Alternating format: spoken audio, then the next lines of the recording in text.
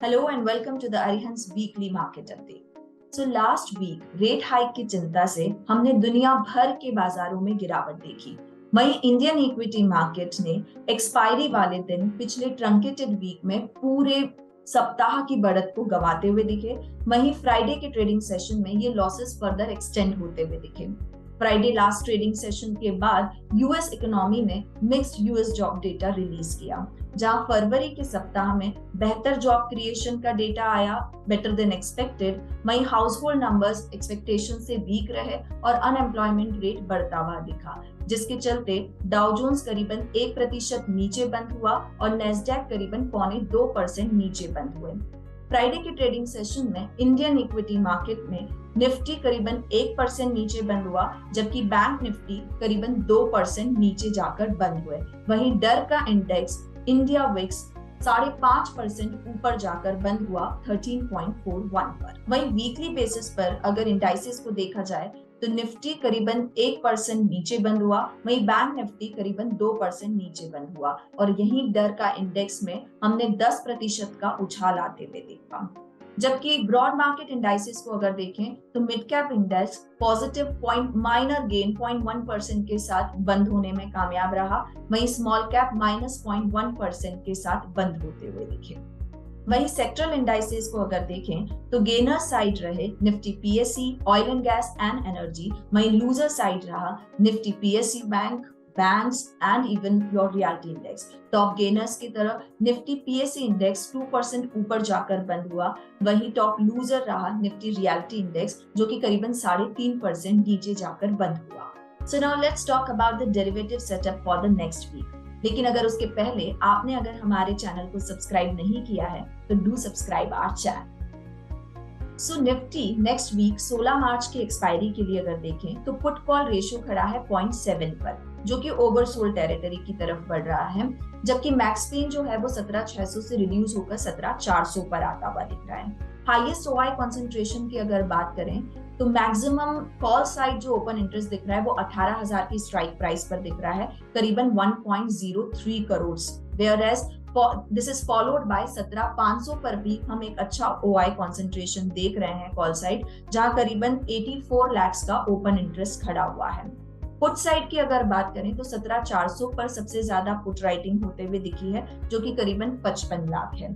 तो इस data setup को देखते हुए ये लगता है अगर प्रीमियम को ध्यान में रखा जाए तो 17,290 से लेकर ऊपर 17,565 के दायरे में निफ्टी का मूवमेंट होना चाहिए। कोई बड़ी तेजी 17,565 के ऊपर हम एक्सपेक्ट कर सकते हैं, वहीं 17,290 के नीचे हम फिसलते हैं तो हम गिरावट बढ़ते हुए देख सकते हैं। वहीं बैंक निफ्टी के अगर डेरिवेटिव सेटअप की बात करें तो बैंक निफ्टी का पुट कॉल रेशियो है 0.5%, वहीं मैक्स पेन आते हुए दिखा है 40,500 पर। हाईएस्ट ओआई कंसंट्रेशन की बात करें तो 40,500 की स्ट्राइक प्राइस पर कॉल राइटर्स और पुट राइटर्स के बीच में जमकर लड़ाई है। दोनों ही करीबन 28 लाख के ओपन इंटरेस्ट के साथ खड़े हुए दिखे हैं। तो अगर प्रीमियम को ध्यान में रखा जाए तो डेरिवेटिव सेटअप के तहत जो ब्रॉड रेंज बैंक निफ्टी का दिखता है वो दिखता है 40,200 से 41,300 के बीच में। तो 40,200 के नीचे अगर हम फिसलते हैं तो हम गिरावट की और फर्दर एक्सटेंड होते हुए दिखेंगे, वहीं ऊपर में 41,300 का लेवल अगर कटता है तो हम फर्दर तेजी की तरफ आगे बढ़ते हुए दिखेंगे।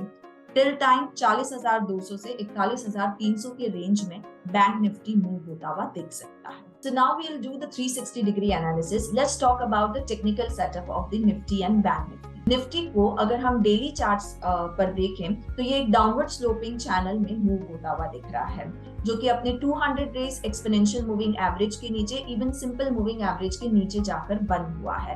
कैंडलस्टिक फॉर्मेशन, हैमर फॉर्मेशन के साथ इसने क्लोजिंग दी। वहीं वीकली चार्ट सेटअप पर हम देखें तो ये अपने 50 वेमा पर जाकर क्लोज हुआ है विद बियरिश एनगल्फिंग फॉर्मेशन।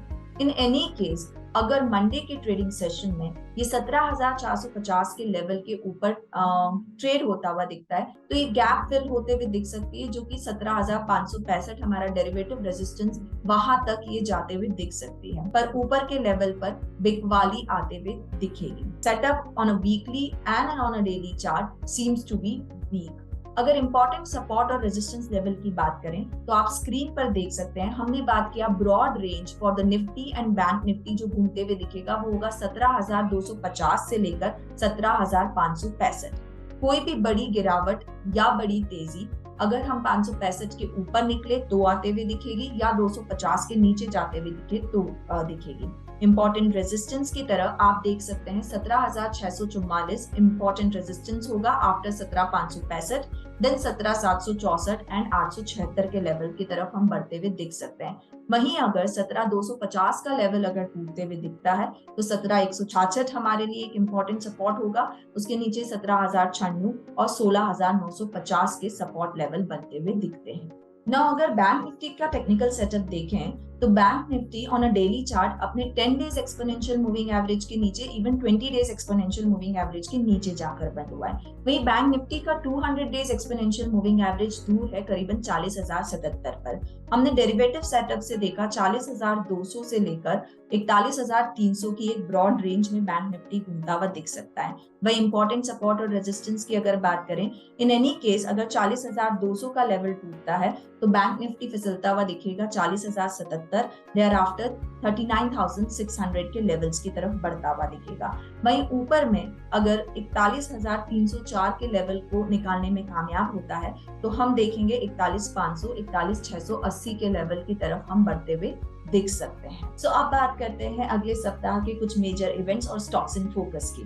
तो स्टॉक्स इन फोकस में टेक महिंद्रा और इन्फोसिस का स्टॉक नजर में होगा, जहां इन्फोसिस के प्रेसिडेंट मिस्टर जोशी ने रिजाइन किया और अगले 5 साल के लिए टेक महिंद्रा में एज सीईओ और एमडी की तरह नियुक्त हुए। So this is all about for the weekly market updates. Thank you, bye-bye and take care. Investment in security market are subject to market risk. Read all the related documents carefully before investing.